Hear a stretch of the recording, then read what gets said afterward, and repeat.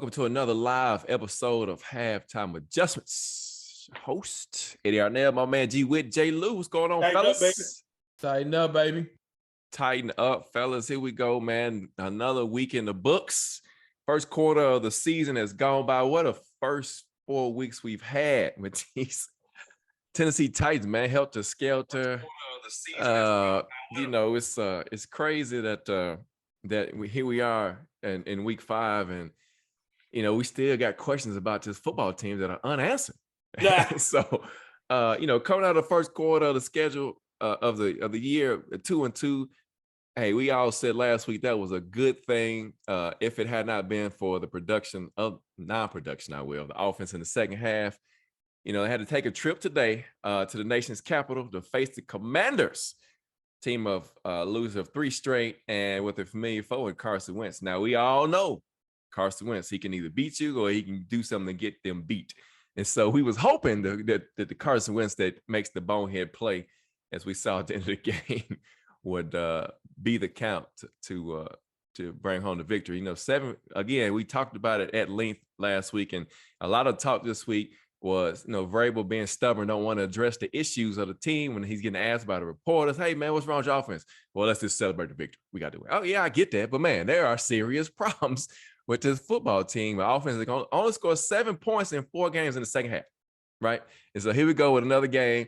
And what's mind-boggling, as we talked about during the week, fellas, is that this team is the best offensive efficiency in the red zone in the NFL, period.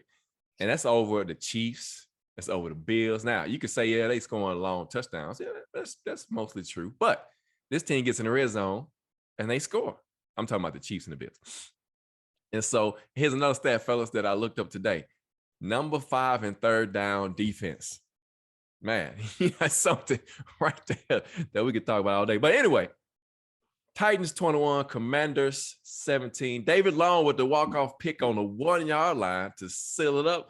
And Jay Lou, I'm going to start with you this week, man. Give me one good thing and one bad thing about this team after this game. So if you can keep it to one. Oh, I can. My one good thing is going to be a set of numbers, 1-0. The team won the turnover battle 1-0 when it counted. For as terrible as the offensive line protection was, and for Tannehill still having PTSD holding the ball, the one thing we can say that he did today, because he took some shots, he protected the ball. So I think that's the biggest thing when you start looking for the small victories you can hang your hat on. That's the biggest thing. Bad thing, it's the trenches on both sides, man. Now kudos, I really feel like, again, Big Jeff is running up the Brinks truck. And Denico Autry, I don't know how he got from Indianapolis. Like, that still boggles me, because when they figured out that guard for Washington was easy to push around, they took advantage of him in the second half. But outside of those two, and again, I'm not going to put a lot on Weaver. I thought he did okay, but again, I think he's in a position that he wasn't supposed to be in this year. So I say the trenches on both sides, they got to make adjustments over the bye week to fix the offensive line. Now, you hope that Nate Davis was just one of those.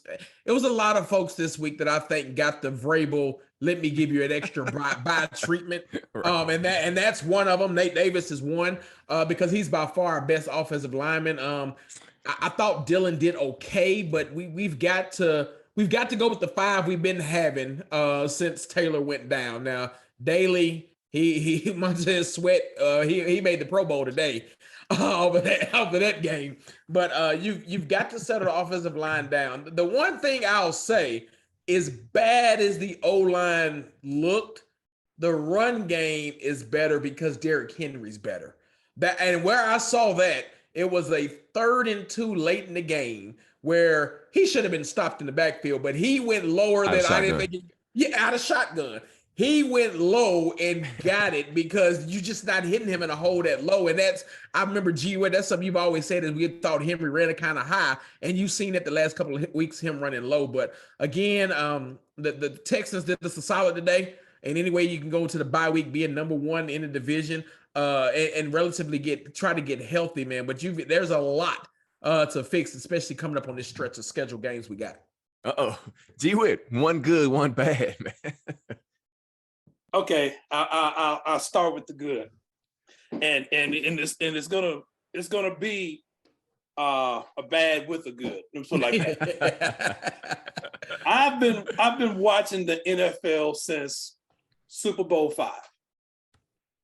This is the first time that I've ever seen an offense being made one-dimensional, and they could only run the ball. Good point. Yeah. They can only be effective running the ball because the O-line in pass protection was a sieve. I mean, it didn't matter who the defensive lineman was for the Commanders. Sweat, Payne, any of them, they all came through. It was a turnstile. Yes. And I'll give Todd Downing a little bit of credit. They did try to make some adjustments. But you had receivers that couldn't get open. And again, the fact of the matter that because you could not protect your quarterback, you had to turn to the run game and your run game was effective. That's a positive. Yeah. The negative goes in the same vein. You can't pass protect, man. You gave up 5 sacks today, 2 in the first quarter. I mean, and everybody got bull rushed. Everybody. It wasn't just one player. Everybody got bull rushed. The only player on that offensive line that I really just give a pass to is NPF. And that's because he's a rookie. And I firmly believe that if Nate Davis was in there, his mistakes wouldn't have been as glaring. I truly believe that. But because Rundis was in there, Brewer got bull rushed, Daly was just like, I don't know who to block, and I can't move to block anybody. I mean, it was just pathetic, man. But like I will say this, going along with what you said, J. Lou, 3-2. You know, you win a record going into the bye week. I agree with you. The Vrabel treatment did take place this week because I guarantee if this had been, I would say this, if this had been a conference game or a division game, Booker would have played, Monty Rice would have played, and Nate Davis would have played. I just firmly believe that. I don't think Zach Cunningham would have played, but I know those other guys would have.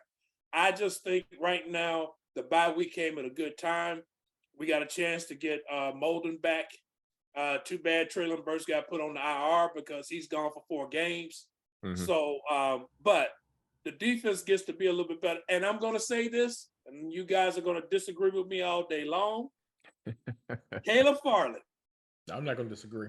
Caleb Farley, I'm going to put it like this. He's a cover 2 corner. And barely that. Best thing you should do with him, in all honesty, in my opinion, safety. You make him the Dane Cruikshank of the defense. You put him out there to cover tight ends and play safety. He's not a corner. There's no way you should be giving up a deep ball when you're backpedaling and your safety took the up move. You shouldn't have got beat. No, he's just not a man-to-man corner. At best, he's a cover 2. Really, he probably should be playing safety. Do him just the same way the Patriots did Devin McCourty. He started off at corner, they moved him to free safety. You got to do Caleb Farley the same way because he cannot cover anybody one-on-one.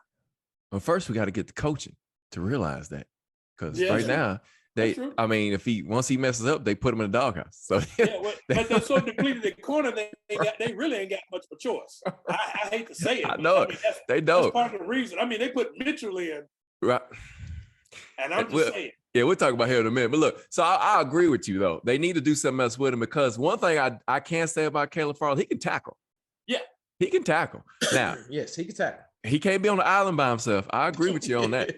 Now, but his coach can do something for him on that. Bowen, bring some heat. If you go leave a guy one-on-one deep like that, you better bring some heat so he can have time to recover if he does, have bad technique. And so here's my 2 things, guys. One, I'm gonna give it to Stonehouse, because he flipped Mr. Flip Your Field when the offense goes 3 and out inside the 15-yard line and you need a punt I think to flip the field, he did it a few times today. Yes. So, I mean, really good by him, man. I had so many others, but I wanted to really pay attention to that one. And 4th straight game getting up a 300-yard passing game by this defense was the bad for me, man. The coverage to me is the problem. You only rush from 4 guys and you drop your linebackers to 8 to 10 yards off the ball. Who plays defense like that? Then you go down on that last drive, Terrence Mitchell. Terrence Mitchell is 10 yards off the ball inside the 15-yard line. Yeah. So I remember somebody on that coaching staff, Vrabel, saying last year, it was Jonathan Joseph. This year. No, it was Jonathan Joseph and last year too. And last year too, he said we don't coach DBs to play 10 yards off. Yep. So somebody is either lying or he don't have any concept of the game, because it's showing every week that you got DBs, Terrence Mitchell, playing off the line. McCrary, Fulton, they always on line. McCrary, he might be 5 yards off, but they always up close within 5 yards. Not Mitchell. Mitchell's playing 10 yards off. He's scared. He's shell-shocked. And so those things, man, good and bad. A lot of unanswered questions on this football team. It's so just like we was talking before we came on, this relationship with this team is so toxic. I mean, you can't look, everybody. We were just talking before we came on live. We all said we was gonna sit down, enjoy the game today, remain calm. You just can't do it. You can't. If you're a Titans fan, you cannot sit down and just remain quiet and watch this team play, because it's so frustrating with these bonehead coaching decisions or these plays that we make. So, G Whit, man, let's break down the offense a little bit today, because at the beginning of the game, it was almost like they was gonna flip it around and say, "Oh, we're not gonna play the first half, we're gonna pick up the second half." The way it started off, I was like, "Man, they finna flip the script on us today and come out the second half and blow them out." But G Whit, man, you already mentioned the offensive line, how bad it was, and I'll be the first one, because last week, if you watched the show last week, I gave Dennis Daly his credit, but I'm gonna take it back this week. Too quick, yeah. I'm gonna take it back this week, because he was this. So, J. Lou, G Whit, the offensive line got exposed today. Speed rushers are the kryptonite. So, G Whit, break down this offense for me, man.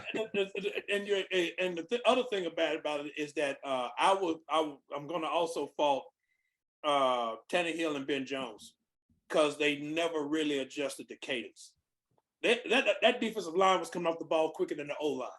And the O-line knew the play count. They knew the count.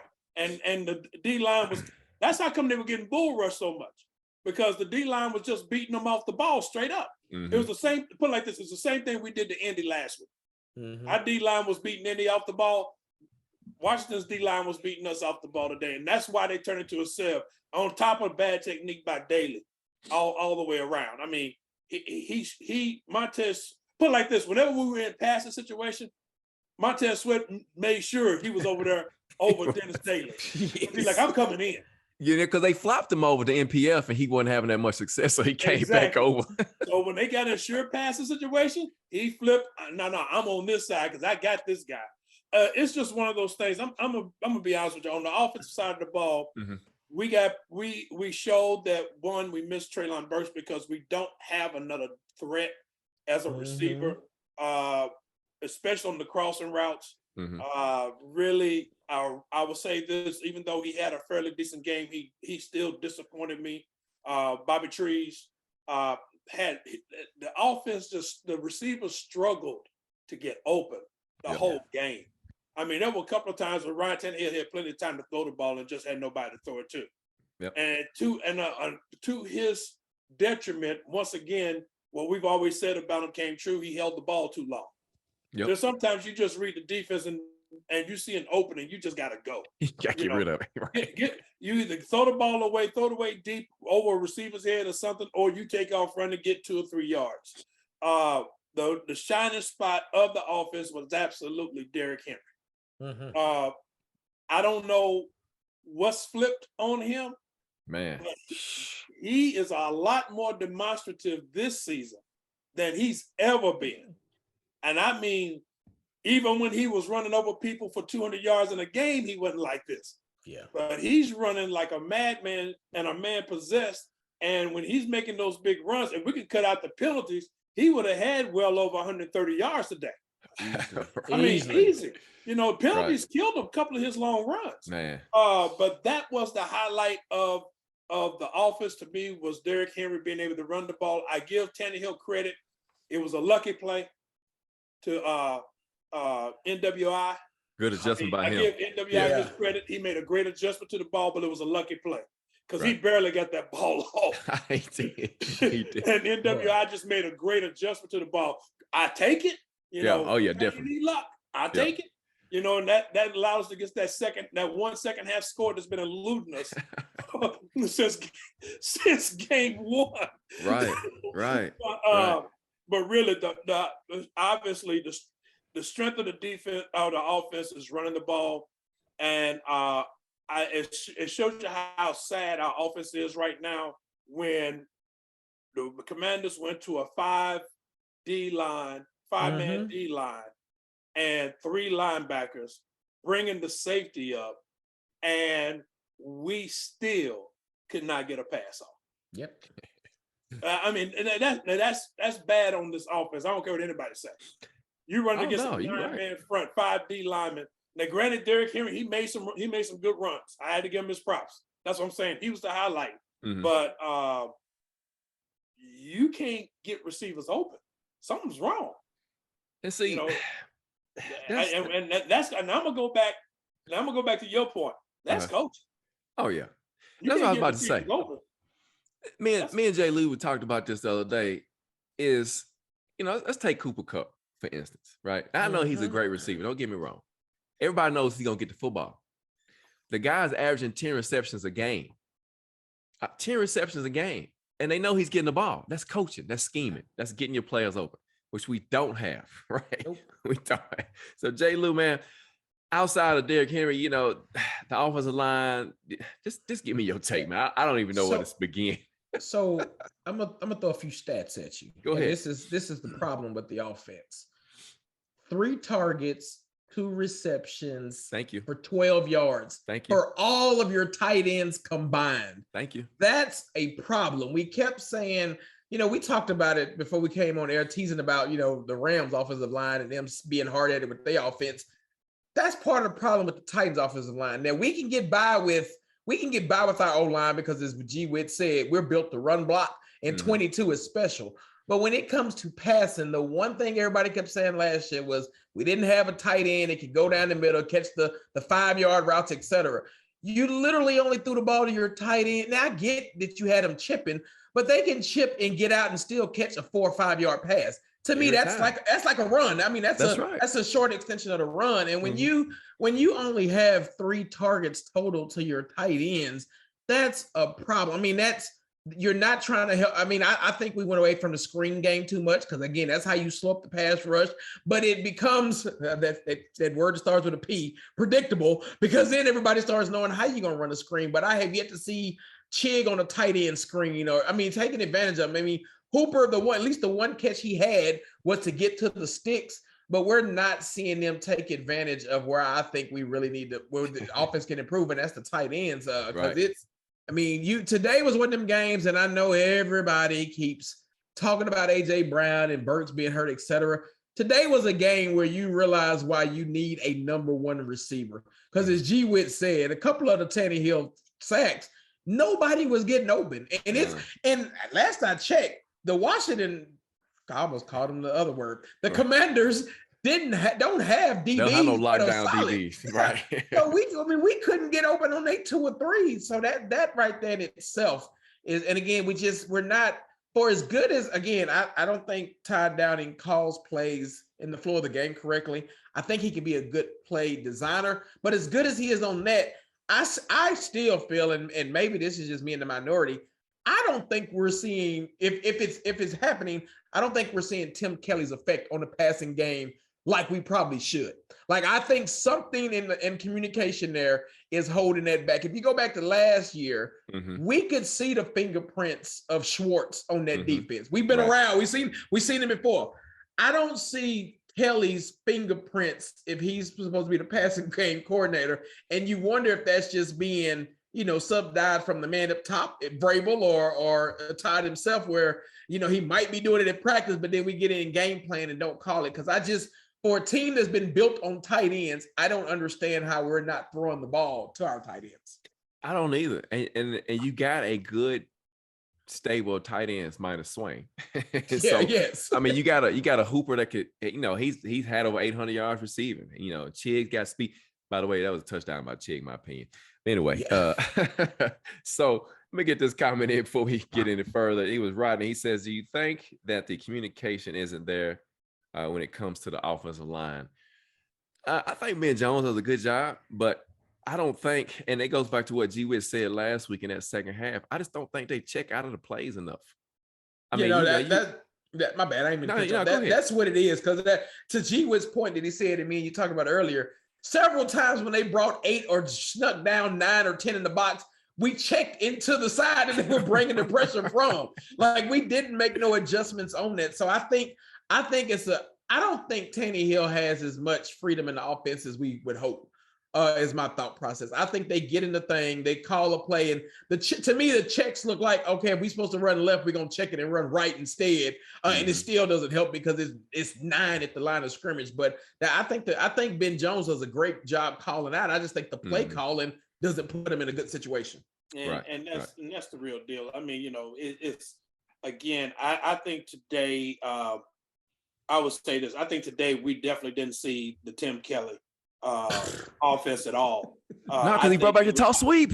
I think, I saw that today, didn't you? I think it was definitely for the game. It was the Todd Downing show, which is one of the reasons why in the first half we couldn't hardly move the ball. Granted, the O-line didn't protect worth a flip, but I agree with you totally. Something's got to give to where you can get somebody open quickly.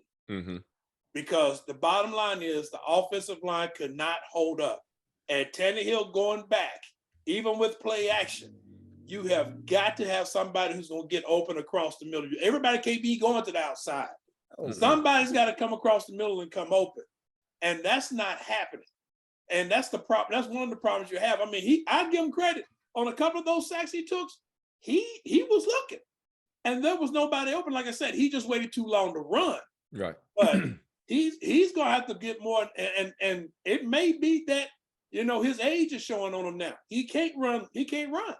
I mean, they finally ran a naked bootleg and he got ran down. Okay, he ran the option and tried to shake somebody up. It was so ugly. It was, but really, right now, in all honesty, this O-line, if we could say anything about it, if anybody want to take a positive, maybe. One, it lets you know that they got to go find another left tackle because you see now that Daly's not the one. Two, at least Dylan Rundis got some playing time in a real game, played the whole game, because you're going to need him to be a backup guard. And to go back to Jay Lou's point, I will say this, with the exception of Fulton, the 2020 draft and the 2021 draft is done. Yes. It's done. Yes. I mean, and you stop and think about it. Outside of what is it? Monty Rice is a contributor when he's healthy. Of course, Christian Fulton, Caleb Farter. They just got to put him in the right spot. He's just not a corner. He's not an outside corner. And I think that's the thing you're going to see about him, and that's the thing that's hurting them. They're just not getting production. Right. Swain is just an offensive tackle with a tight end number. That's what I say, because that's all he's good for, man. That's all he's good. So I agree. There's a lot of chat about Vrabel. He's got to shake some stuff up, and it falls on him ultimately, right? We talked about this before we came on live. Is that you're almost back in the day of Munchak, right? I see a Munchak 2.0 where Munchak had his buddies there, letting them coach, and they said, "Hey, man, you got to make a change," and he took the high road and said, "No, I'm gonna keep my guys." And Vrabel gonna mess around and get himself in trouble. Yeah, I'm telling you. Taylor says, "What is Hilliard's role besides taking playing time from 22?" Well, I think he is a good change of pace back. I just believe that we don't use him right because he's a matchup issue for linebackers. Yes. I mean, you see it every time they decide to give him the ball. He's got 3 touchdown receptions. He's leading the team in touchdown receptions. But I would say this: the problem you got him going out, though, man. And again, I say you got to get somebody across the middle that's going to be able to get open. And I would say this other thing too, and I was wondering about that today because he almost came in. Mhm. They called him back off the field. Hassan Haskins. I was going to say not getting that. any PT. You're not playing him in the running game at all, and he is really a double threat, just like Hilliard, only with a bigger body. So I'm gonna ask, and when now I see that he had one carry, because I was going to say the problem, and it goes back to predictability. Every time Hilliard's in the game, it's pass. We have yet to have anybody spell Derrick Henry to actually keep the running game going. Cody. Swain, same thing. Yep, same thing. Hey, I'm with you, Dion. We don't use anybody right in this offense, and again, it falls back to Vrabel and his coaching. I just don't understand. Surely, he did not learn that from Belichick. Belichick plays to win.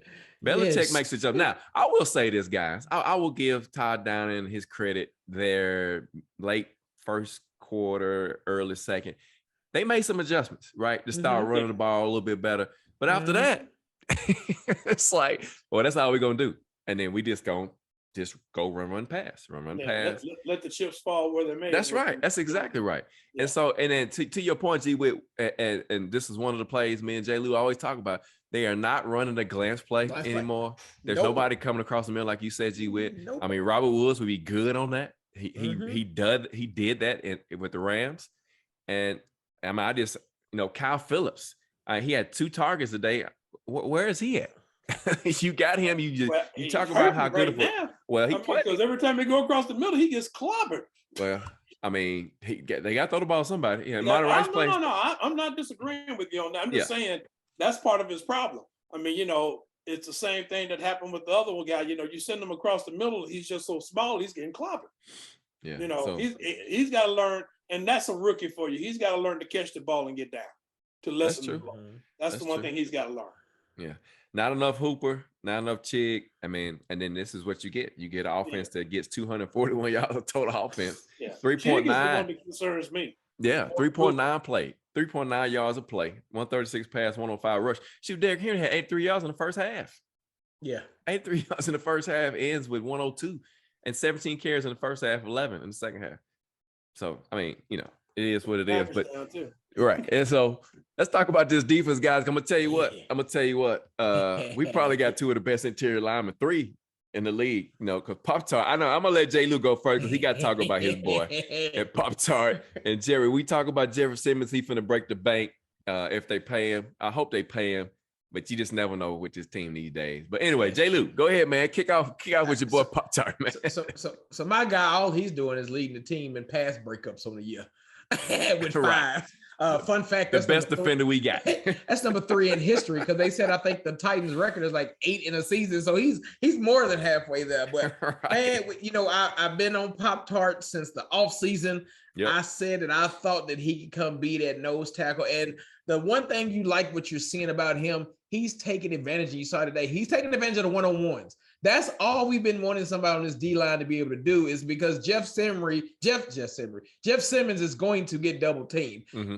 Jeffrey, they ticked him off with that phantom roughing the passer call. And what did he do the next play? It got ugly after that. It got ugly. And then listening to Danico after the game, I guess he came out with a back because he said he felt like it was a dirty play that one of the offensive linemen had on him that caused him to go out and miss a couple plays. Right. What did he do when he got back? He was angry too. So as long as the one thing you worry about, and again, this is where you hope you get some of these bodies back.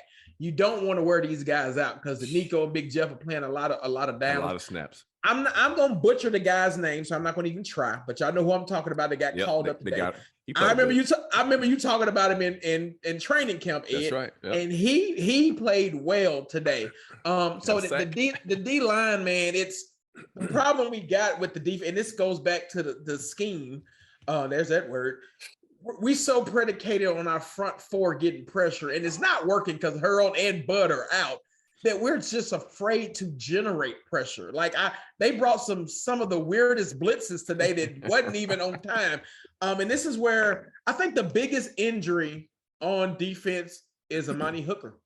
I said it last week, and it showed up again this week. Hooker makes Byard, which he started playing better the second half, I thought, as far as wanting to hit. But I think Hooker makes Byard have to play like that 2020 version of Byard, where he's over communicating and thinking too much that he can't freelance. And I think that's why you've seen a lot of the big plays and explosive plays we've given up. So I think being able to get him back, and we definitely got to hope that Molden and or Ugo Amadi, he got the Vrabel treatment today to being down. You need one of them back because my personal opinion, Roger McCreary is not a slot corner. He's not the slot corner. He's better suited for the outside. And so if you could get him on the outside, on the other side of Fulton, and really have either Ugo Amadi or Molden solidify the slot, I think we'll be okay. So I have hope for the DBs because I know we've given up. I think this is the first time in Titan history they said they've given up 350 yards over the last 4 games.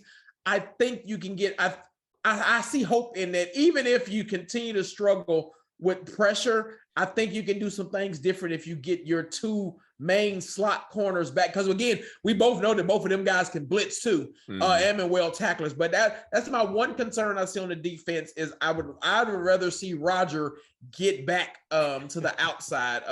And again, I have to give whatchamacallit credit today. I thought Dylan Cole. I thought the inside linebackers again played 2 weeks well. in a row. Yep. The problem that you're starting to see is teams aren't. We did good against the rush, but they only ran it 17 times. Teams aren't running the ball on us because they know they can throw it, and they're catching us in nickel with these two linebackers on the field they can't really cover. So that's one of the weaknesses. But overall, man, I can't say enough about Big Pop-Tart and Big Jeff. Hey, gee whiz. Let me say this, man. I'm gonna let you ride. Joshua Kalu, he got to come off the field, man. I know it's because of injuries, but he is terrible. He can't tackle. he's worse. He tackles worse than Terrence Mitchell. So go ahead, G. Wow. Okay. Going follow up on Jay Lou. Yeah, the D line. I'm in all honesty, I'm not as upset about the D line. I thought the D line played well, considering. But I will say this: the injuries on the defense are just telling. One of the and I firmly believe it. One of the reasons why they're not trying to blitz as much is because they're trying to leave as many in coverage as possible because they don't trust it. And their fear is that it would turn out to be what happened with Pittsburgh today when they played against Baltimore and Josh Allen had 348 yards in the first half. Oh yeah, that's their fear. They're like, we can do it over a full 60-minute game, but not in the first half. And I think that's their fear. That's why you don't see David Long Jr. blitzing that much. You don't see, and like you said, the corner blitzes are coming so late that nobody can, even if they come clean, they can't get there because they're having to cover too much distance. I just think right now, like you said, Pop-Tart, I think he's balling out without a doubt. I mean, that play on the goal line with him and Big Jeff, I thought that was a great genius. play. The greatest defensive call. Yeah, I thought that was a great call. It definitely caught the Commanders off guard because they weren't expecting both of them big jokers to be right there. And again, I just think that Pop-Tart does a good job, as well as Big Jeff. My fear for Big Jeff is what we saw happen. I think it was in the fourth quarter when they came up lame. That's right. His ankle. Right. Yep. I think that's the bye week came right on time for him because these last 2 games he's played way too many minutes. 90% of snaps. So Bud Dupree has got to figure out a way to stay healthy, man. Yep. He's got to figure out a way to stay healthy. Bottom line, because I think if he stays healthy, that's going to make Rashard Weaver a better player. Even though Vrabel is honest about him, he's not supposed to be playing this much. He even said it. He said he's not supposed to be playing this much, but he's having to play. And I think he's typical of what you would expect from somebody really getting their first full season. He's up and down. Yeah. He's going to have a good game, and then he's going to have not so good games. That's right. But overall, he's playing well. I thought, like you said, Cole and what's the other guy, Schobert? Yeah, Schobert. Yeah, Schobert. Yeah. I thought both of them played well. I think it's amazing to me how well the run defense improved with those 2 guys in there. And David Long Jr. Yes. Nobody's making up for what Zach Cunningham wasn't doing. So I'm impressed with them playing, but like you said, they can't cover. They definitely cannot cover. They can't cover tight ends. They can't cover running backs. they're definitely running game linebackers. That's what they do. Run stuffers. You got to have them too. I say, yeah, you got to have run stuffers too. Yeah, you got to have run stuffers. And hey, look, I'm all for this because the past 2 games, nobody's been able to run on them. No. I mean, nobody. At one time, I think the Commanders only had like 17 yards rushing in a half. Yeah. So that's some serious deal. But I will say this: that secondary is really hurting with the injuries. Yeah. And I agree with you, Josh Kalu. He's a special teamer. He shouldn't be out there. He's just been thrown in there because they don't have any depth. Yeah, because and that's what's really hurting them, the depth. I think if we can get everybody back and get them healthy and get them playing well, the one thing I will say it does for us, it does give us an opportunity to have some depth at cornerback because Mitchell is getting a lot of playing time. And I will say this, he's playing slightly better than he did against the Raiders. I'm not going to say he's playing great, but I'm saying he's playing slightly better.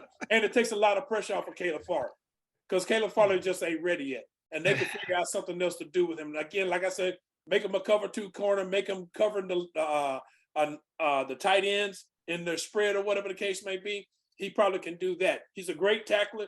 The one bad thing I will say about the defense today, way too many missed tackles. Way too many missed tackles. Yes. Way too many chunk plays. 4 chunk plays greater than 20 yards. So, of course, 75-yard touchdown pass to Denami Brown. Then he also had a 30-yard. McLaren had 34 yards. Samuel 32 yards. So 171 yards of chunk plays. That's half of the total that they had. Yeah, absolutely. And so and I would say this about McCreary, and I agree with you. I think he's better on the outside. But I will say this about that chunk play that got the touchdown on him. He was actually in pretty good position when they showed the replay. It was a good throw and a great catch. But again, I give rookies a pass the first year. I really do. I expect them to have plays like that. Yeah. But I'm gonna go a step further. I still believe that was Joshua Kalu's issue as well. He's got to get over top. Mm-hmm. He's got to get over top. He was the one high safety on that play. Byard was rolled up on the tight end, manned up. They're playing cover 1. He's got to get over top. He reads a deep route. He saw the other 2 receivers run short routes and pull up. He's got to get over there. I mean, it's a great throw. Don't get me wrong. It's a great throw, but he's got to get over there and at least try to knock the ball out. And so, but McCreary, he had a rough day. He got baptized a little bit today. And so that's what happens when you're rookie year. And you expect those guys to hit that wall sometime. And so, like you said, the bye week came at a perfect time for this football team. So here's the thing. Think about this, fellas, too, as y'all were talking. So the run defense the last 2 weeks has improved drastically. I mean, I don't even think we've given up more than 50 yards rushing the last 2 games. They haven't. And so what's changed?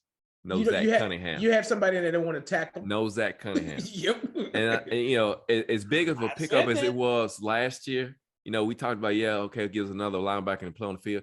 But you saw it this year, early on in the season. It was what game was that, G? Well, that was against the Giants, I think it was. When we was talking very first about game. It was horrible. How he was missing tackles. He was out of position. He wasn't running to the ball in the correct angles. And now you put Dylan Cole in there, and you got Sherbert, like you said, and these guys are filling the holes, and there's no run. Dylan Cole was bringing that wood. He continued that this week too. And so I'm just saying, it's even made David Long play like the David Long we know. That's because right. When he was in there with Cunningham, he was a little softer too. That's right. But you saw him filling the holes and bringing that stick in. I think Cunningham signing last year was so great because of what he was replacing.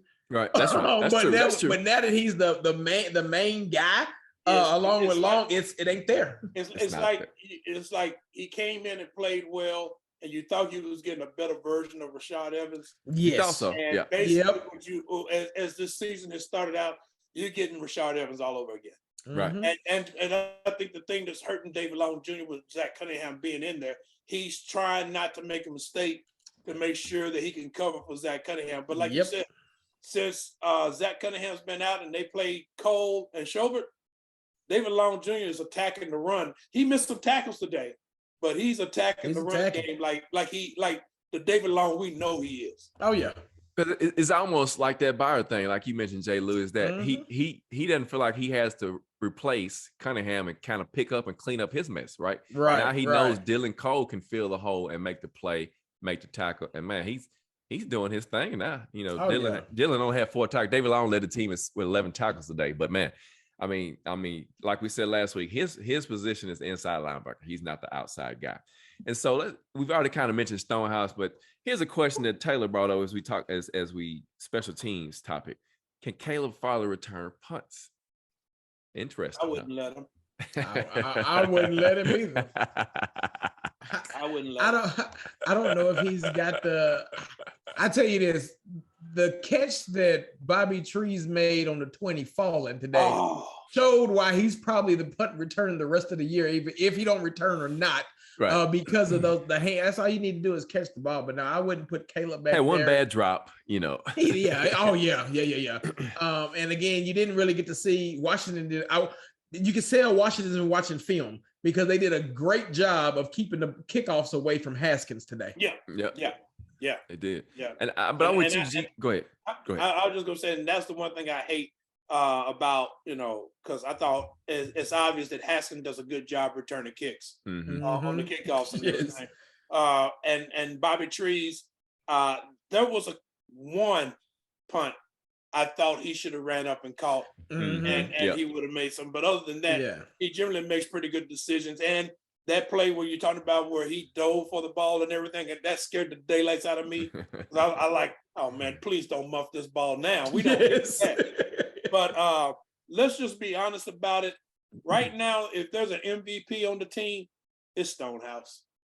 I mean, I'm gonna push it a little further because there's 3 guys right now that are playing at a high intensity level that's really leading this football team. Derrick Henry, Pop Tart, Jeffrey Simmons.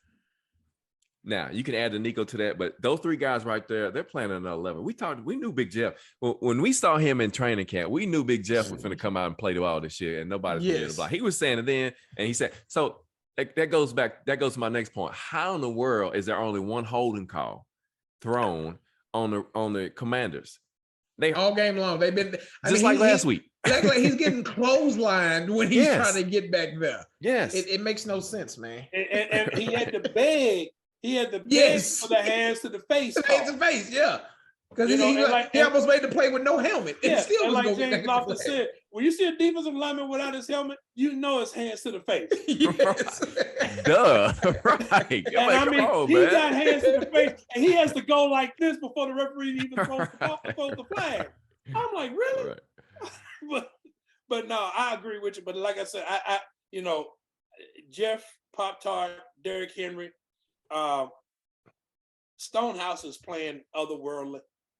I mean, he averaged 52 yards a kick today.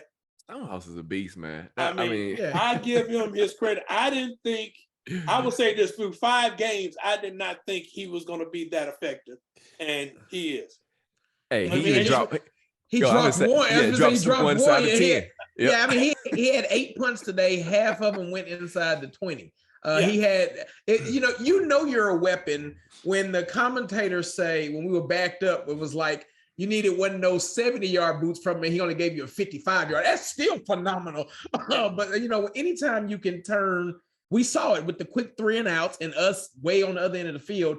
He is a weapon that I don't think this team thought they would have. And again, no knock on Brett Kern because Kern he's an MVP. He's been the MVP, but the strength and the distance is what you probably were missing with Kern. And is like when they really teach Stonehouse how to put that old English on the punts, he's going to be dominant. And again, you got him for the cheap because he was an undrafted player.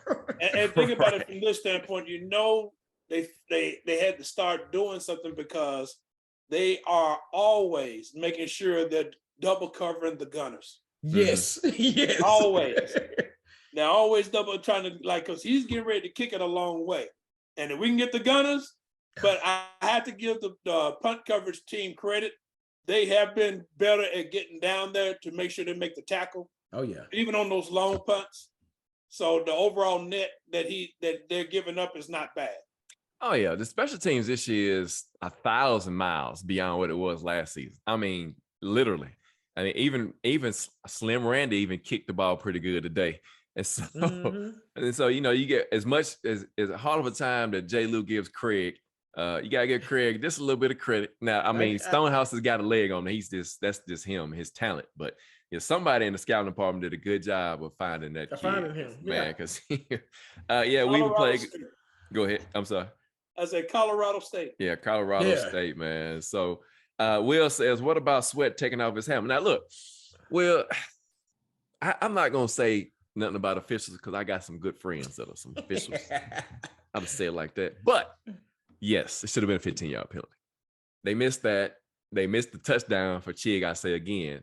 And, I mean, and I can't harp enough about the non-holding calls on Jerry. How do you – that's 2 weeks in a row that – there was not a holding call called against Jeffrey Simmons because he's getting held. I think this is another one where the illegal block on the back, which they never gave a number on. Backside of the play. Yeah, backside of the play. Oh it wasn't even there to play. So, I mean, that's back-to-back weeks. You've got some phantom calls that way. Well, that's a 17-yard carry, too. It's enough to drive you crazy with what they're doing. Like you said, the Montez Sweat taking off the helmet, not getting one holding call with Jeffrey Simmons. He's double teamed. They hold him all. Holding him in his neck. And to me, that's something where, Vrabel, I don't know if when he's reviewing the tape, he's sitting them back in saying, how is this not a holding call? How is this not a holding call? Because there's something going on to where it's like Jeffrey Simmons is I'm gonna put it like this. It's almost like Shaquille O'Neal when he was playing in the NBA. He's just so dominant. They are not going to give him any calls. That's right. So, like you said, he got pissed off and he came back in. He went to work.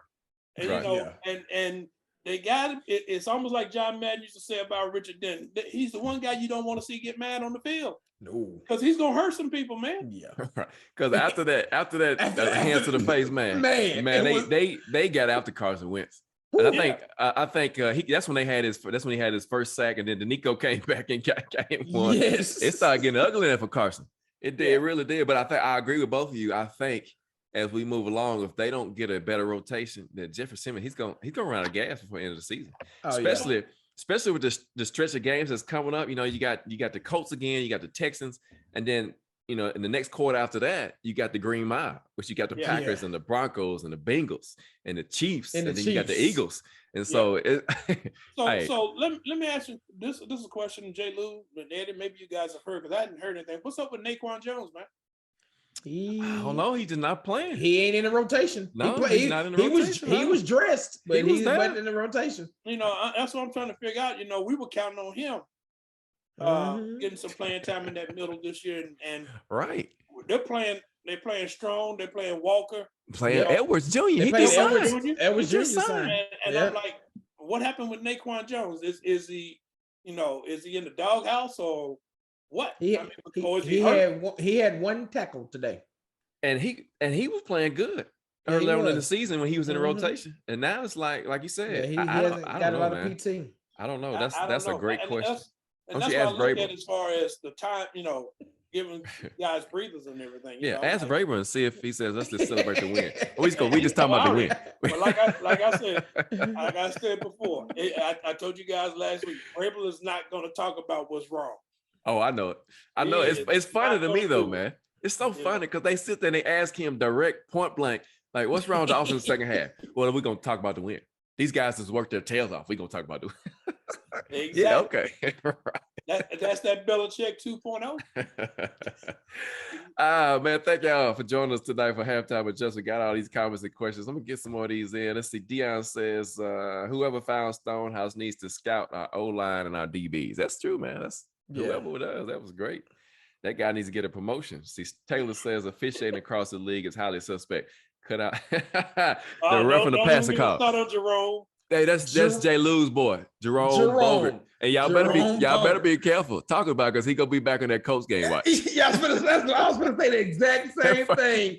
I was gonna say he's coming back in 2 weeks to Nashville. I can already feel it. Right. And you thought that was bad. The roughing the pass on Tom Brady. They gonna blow on Matt Ryan. They gonna call the roughing the pass on him. Oh man, you talk about some fun stuff. But guys, we're going into a bye week. I mean, really good for this football team at this point in time. A lot of I'm trying to find the silver lining. The silver lining is 3-2. First place in the AFC South. Who would have thought that after the 0-2 start, right? This team had to they've gotten on a 3-game win streak. However ugly it is, they've still won, which, over the last couple of years, Vrabel, he was like 8-1 last year in one-score games. One-score games, yeah. That's his type of football, how ugly it is. But as I told you with earlier, and I agree with him 100%, I believe Jeff Fisher is in the building somewhere. And I hate to say that, man, but you just see that type of football. You see it, and it's just so ugly. I don't know if it's his legacy that's causing them to, because, man, we thought when we had Arthur Smith calling the shots, hey, this offense is going to be opening up, and we saw it. We saw Tannehill throwing for over 3,500 yards and 33 touchdowns, and Derrick Henry rushing with 2,000 yards. So, all right, man, we got Corey Davis for AJ Brown, but now 3 yards in a cloud of dust. Hey, yep. man. And let's wait on the defense to bail you out. Right. The defense is gonna run out of gas soon. They almost did today. Almost did today. And again, you got, this was like you said earlier. You saying it in the week. This was going to be one of those Vrabel games. It was. It was. Line is, I told y'all. And he does it every season. Every season. We're coming up on the bye week. If he's got players injured who could play, they're going to be out for the game. Because he's like, we need to try to win without them to give them the extra rest. The question is going to be is how this team is going to look coming back on October the 23rd. That's going to be the question. Who's going to be out there playing?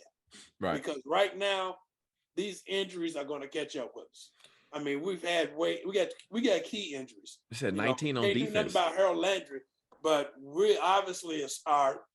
Bud Dupree is killing us right now. He is really man, killing us. that one is. That one right there. That one is the hardest one to overcome. Now we overcame Landry. We overcame Landry somewhat. Now we still miss him on his run game, right? His run defense.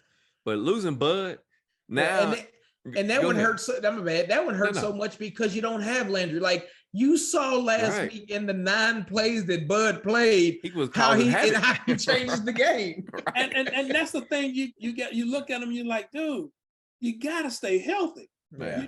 And to quote my man Taylor, you don't do me any good sitting on the bench. You don't. You don't. And I'm paying you 5 years, $85 million. You have got to stay healthy and stay out there on that field quick, coming up with these soft tissue injuries. It's got to be. You have got to get out of that mode and get in there and start making some plays for us, because that's when your pass rush is off the charts. That's right. And that shows you his MVP quality for the defense. That's right. That's and we saw it last year. That's right. When he actually played and we had Landry, the pass rush was phenomenal. It was. But we don't have Landry. You got Denico Autry on the other side. You got to have Bud Dupree. You got to have somebody on there that can affect the blocking scheme and everything.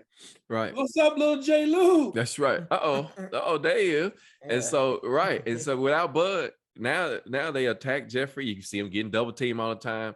But the only way they're getting pressure, if you look at it, they put Denico on his side. They put When him and Denico on the side together, they can't double team either one of them. And so somebody's gonna get a sack. And most of the time it's Denico. I'm laughing at little J. Lou up at last smiling. And so you're right, cuz you're right. Right. So going to the bye week 3-2, man. First place of the AFC South. This is a look overview of the AFC South. The Colts 2-1. They beat the Broncos Thursday night in overtime 12-9. That was an ugly football game. And the Broncos head coach needs to be fired, by the way. Anyway, the Jags lose to the Texans today 13-6. So that'll bring them back down to earth. They're 2-3, and the Texans are 1-3-1. Fellas, man, bye week this week. Really needed at this point in time. And you come back and you got the Colts and the Texans off the bat, man. And so it's going to be tough, man. You got 2 division games out of the block. And it's going to be interesting to see what this team, why you smiling at me, little J. Lou? what this team's going to do coming out, man. Like you said, G, hopefully you'll get Amani Hooker back. You'll get Moulder. You'll get Racing McMath. You'll see a little bit more playing time out of Monty Rice. Go ahead. The Racing McMath, if he comes back playing, that will help the offense tremendously. Yeah, that's a deep threat. He at least can stretch the field. Yeah. And I mean, and here's the thing about it. Again, and I agree with you, they got to protect him.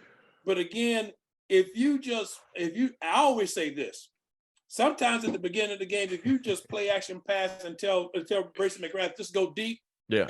and I'm putting it out there, you got to put that thought in their mind that the Titans have a receiver that can actually go out there and get the ball. Right. That's right. You know, you have to do that.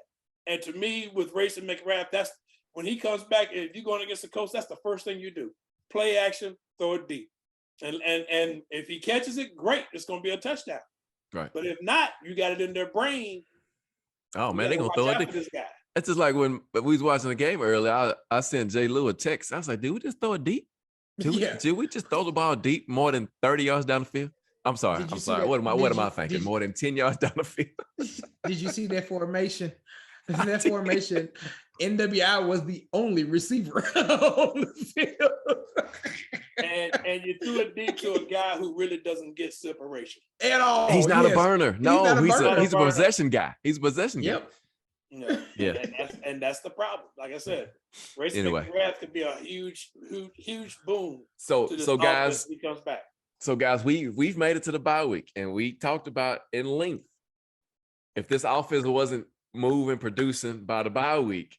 But now that you won 3 straight games, it's nothing gonna happen now. I was gonna say he's not gonna make any type of changes that we talked about because what you got to fall back on is you got a patchwork offensive line. You're trying to put stuff together. You're missing pieces, but at the end of the day, you've won 3 in a row since Buffalo embarrassed you 4 weeks ago. So I think he'll hang his hat on that. They've got to make some kind of adjustments, though, plug and pun intended.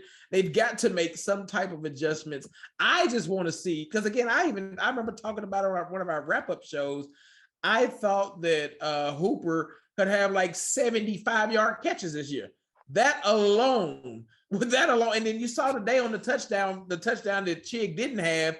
He's a mismatch if you get him on the field. So that was a great catch. That was a phenomenal catch. So you got somebody who worked under Arthur Smith, who's only been working with the tight ends, but yet you just won't swing the block and the other ones to get on the field whenever. That to me is the one change we've got to see on offense. Yeah, they're real conservative on offense right now, and it's enough to drive you crazy. But again, a lot of the problem is the fact that you can't get people open. And I'm gonna say this. I'm a little perturbed about Chig not being on the field. I know it. I really am, because I in all honesty, with Burks being out, I expected to see a lot more of Chig in this game. Yes. With the ball going to him, and we did not see that. We didn't see him line up at fullback. We didn't see none of that stuff we saw last week. No. I mean, put him all over the field. The guy can run. We saw that was, like I said, that was a great catch. He actually mossed somebody if they would have counted the, because the knee came down first in his hand. But anyway. Yeah. But yeah. But so even that shovel pass he caught. Yeah, that one too. Shovel pass that they gave, that was a good play. So for the penalty. That's another problem I got right there. And I don't know the NFL rules, so don't get me wrong. But when you run a shovel pass screen play block, because I'm considering this a screen play. He's behind the line of scrimmage when he caught the ball, right? Right. Yeah. So if the ball is caught behind the line of scrimmage, how's that illegal downfield? Yeah, I'm just saying. But anyway, that's one of the things you got to make sure is that it might be different in NFL. I don't know. But I do know that if the ball is behind the line of scrimmage on the screen, when they catch it and the line on the downfield a little bit, you got a good play. Anyway, go. Yeah. So, I mean, I'm just saying, just like that block in the back, that phantom block in the back on the backs, even he can read Vrabel's lips. He's like, that's backside. Backside, yes. It had no relevance on the play at all. And you take back a 17-yard run, and we got some momentum, and here we are, bogged down. Woo. I don't know, man. I'm telling you, it's almost like, we played 91 players last year. It's headed their way. 12-5, and all of a sudden now they're like, well, we can't give him anything because he knows the rule book too well. Yeah. So we can't give him any calls like that. So we're gonna call these plays. If it's suspect, we can call it and get away with it. I'm like, dude, really? It's just some of these calls. Like, I'm gonna be honest with you. The roughing the pass on Jeffrey Simmons. It was weak. It was weak, but it was per the rules. It's like he said, It was Well, no, because he hit him in the helmet. no, they changed the rule this year. That's right. The rule this year is you can graze the helmet. What he did, it has to be a forcible blow. And That's was the like rule they changed. That was not a this year. forcible that blow. was like Yeah, that's why Vrabel was more upset because what you just said, he know the rule book. They changed that part of the roughing the passer rule. This shit has got to be a forcible blow. And when they showed that he grazed his face mask, It's just like little J. Lou trying to pull your earplug out. That's exactly how hard that was. That's exactly how hard that was. Hey, but thank y'all for joining us for another episode of Halftime with Joseph. Hey, guess what? It's a bye week next week, so we're gonna take a bye week too. We're gonna rest up. We've been grinding hard for y'all since training camp every weekend. So we're gonna take a bye week with the team, and we'll be back there next week to talk about that home game, that home tilt against the Indianapolis Colts. And the stretch run begins. And I believe if Frank Wright comes out here and loses again, he might be gone after that game. Frank Wright has us. He has Jacksonville next week, then us. So these 2 weeks can make or break whether he's still with the Colts. Him and Chris Ballard. Right. Yes. Right. Yes. You know, because what was the rumor after our game? He called both him and Chris Ballard in the office. Called him to the carpet. So y'all better get it together. Because and like you said, J. Lou, Thursday night almost would have been it. Yes. Right. They're a Nathaniel Hackett dumb play call away from it. Boy, he would have been left in Denver. I'm telling you. After that game. But again, thank y'all again for joining us for another episode of Halftime Adjustments. Thank you for supporting the show, getting your comments and questions in, and just tuning in with us. So join us. We'll be back. Give us 2 weeks. We'll be back the following Sunday after next. 2 weeks. We're going to take a break. Y'all have a good time. Enjoy yourselves. And join us back again here after the Colts game on that Sunday. What's the date of that, guys? I can't even think of it. The 23rd. Appreciate that. Hey, Eddie Arnell G with J. Lou and a little bit of J. Lou right there fading in and out of the picture. We got Halftime Adjustments, man. We out of here. Peace. Peace.